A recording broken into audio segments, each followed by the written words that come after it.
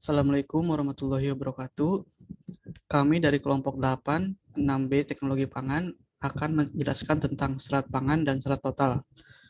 Kelompok 8 beranggotakan Nisrina Hayu Korunisa, Muhammad Reska Fatan, dan saya sendiri Hilmi Faris.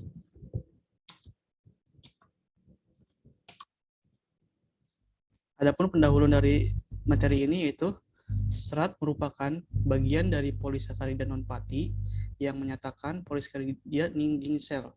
Sedangkan serat pangan merupakan sisa sel tanaman setelah dihidrolisis, enzim pencernaan manusia. Serat pangan dikenal juga sebagai serat diet atau dietary fiber. Dietary fiber ini atau DF adalah kompleks polisasarida non-starch yang berasal dari bagian tanaman atau disebut dengan karbohidrat analog yang tahan terhadap enzim pencernaan manusia yang secara lengkap atau secara parsial terfermentasi dalam usus. Makanan tinggi serat ini sangat baik dikonsumsi dalam jumlah yang sesuai dengan kebutuhan. Serat makan ini memiliki fungsi penting yang tidak bisa digantikan oleh zat lainnya, yaitu dapat membantu mencegah terjadinya sembelit, mencegah wasir, menurunkan berat badan, serta mencegah terjadinya penyakit degeneratif seperti jantung koroner, hipertensi, diabetes mellitus, dan hiperkolesterolemia, kanker usus, serta stroke. Selanjutnya akan dijelaskan oleh Reska. Ya, ada serat pangan dan juga serat total. Next, serat kasar adalah bagian dari pangan yang tidak dapat dihidrolisis oleh bahan-bahan kimia yang digunakan untuk menentukan kadar serat kasar, yaitu asam sulfat ataupun H2SO4 dengan kadar 1,25% dan natrium hidroksida atau NaOH dengan kadar 1,25%. Serat kasar juga merupakan sisa bahan makanan yang telah mengalami proses pemanasan dengan asam kuat dan basa kuat selama 30 menit yang dilakukan dalam laboratorium. Dengan proses seperti ini dapat merusak beberapa macam serat yang tidak dapat dicerna oleh manusia dan tidak dapat diketahui komposisi kimia tiap bahan yang membentuk dinding sel. Oleh karena itu, serat kasar merendahkan perkiraan jumlah kandungan serat sebanyak 80% untuk hemiselulosa, 50-90% untuk lignin, dan 20-50% untuk selulosa. Next. Serat makanan adalah bagian dari bahan pangan yang tidak dapat dihidrolisis oleh enzim pencernaan. Serat makanan dapat diklasifikasikan menjadi dua bagian besar larutan.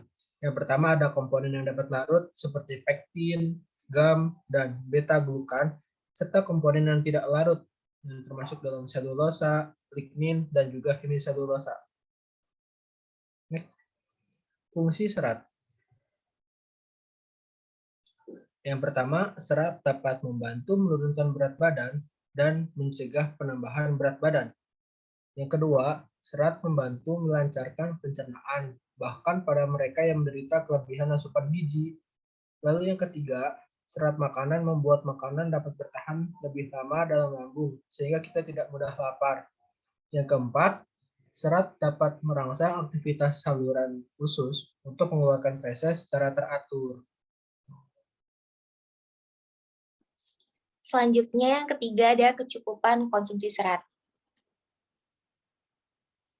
Konsumsi serat pangan umumnya didapatkan dari buah dan sayur di Indonesia masih tergolong rendah. Konsumen yang khususnya berada pada jangka waktu umur remaja cenderung lebih menyukai mengkonsumsi makanan siap saji atau fast food dibandingkan dengan buah-buahan dan sayur-sayuran. Sayur-sayuran dan buah-buahan merupakan sumber serat pangan yang sangat mudah ditemukan di dalam bahan pangan. Sayuran merupakan menu yang hampir selalu terdapat dalam hidangan sehari-hari masyarakat Indonesia, baik dalam keadaan mentah seperti lalapan segar atau setelah diolah menjadi berbagai macam bentuk masakan.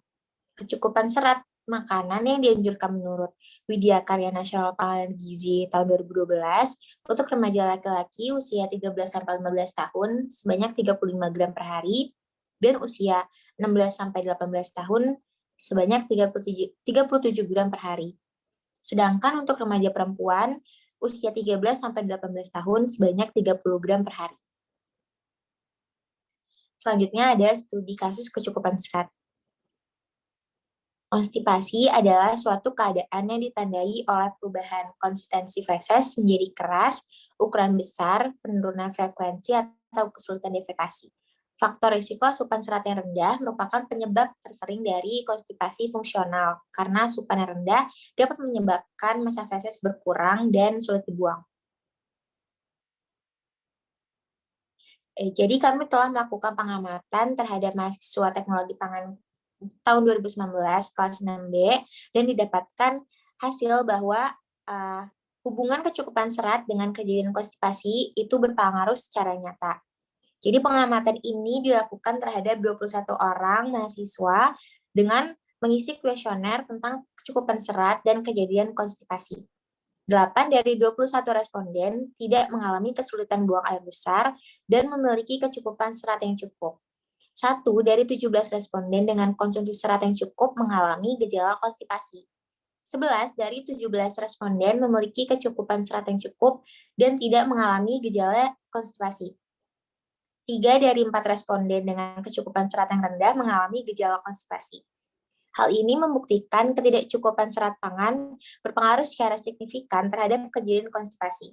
Asupan serat makanan yang cukup sesuai dengan asupan serat pangan dengan standar kecukupan yang dapat mengurangi resiko konstipasi. Dari hasil pengamatan tersebut itu sesuai dengan penelitian yang dilakukan oleh Octaviana tahun 2013 yang menyatakan adanya hubungan antara asupan serat dan kejadian konstipasi fungsional. Kemudian penelitian dari Eva tahun 2015 juga mengatakan bahwa ketidakcukupan serat berpengaruh secara signifikan terhadap kejadian konstipasi, membuktikan bahwa asupan serat pangan yang cukup yang sesuai dengan serat pangan itu dapat mengurangi resiko konstipasi. Dan menurut Octaviani tahun 2013, faktor yang mempermudah terjadinya konstipasi pada orang dewasa antara lain itu ada defisiensi serat, kurangnya intake cairan, kemudian aktivitas fisik, rutinitas atau perubahan gaya hidup, depresi, penggunaan obat-obatan, gangguan metabolik hiperkalemia, dan hipotiroid. Asupan serat yang cukup sesuai dengan kebutuhan, maka konsistensi dari feses pun akan menjadi lembut, bervolume, dan dapat dikeluarkan dengan lancar sehingga tidak terjadi konstipasi. Hal ini dikarenakan serat pangan memiliki kemampuan mengikat air di dalam kolon yang membuat volume dari feses menjadi lebih besar dan akan merangsang syaraf pada rektum yang kemudian menimbulkan keinginan untuk defekasi sehingga feses lebih mudah dieliminir. Serat pangan juga sangat berguna untuk kesehatan, salah satunya mencegah konstipasi dengan cara meningkatkan berat feses. Makanan serat dianggap cukup apabila buang air besar dapat dilakukan dengan mudah tanpa perlu pengajian kuat. Di samping cukup asupan serat, olahraga teratur juga sebaiknya dilakukan untuk menghindari gejala konstipasi.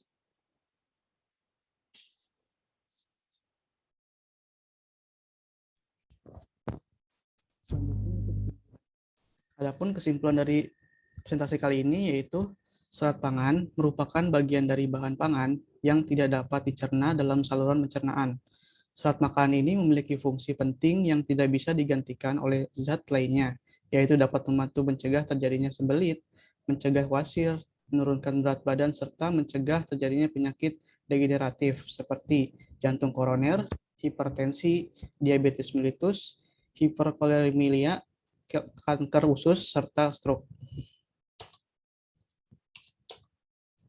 Ya mungkin cukup sekian dari kelompok kami, kurang lebihnya mohon maaf. Wassalamualaikum warahmatullahi wabarakatuh.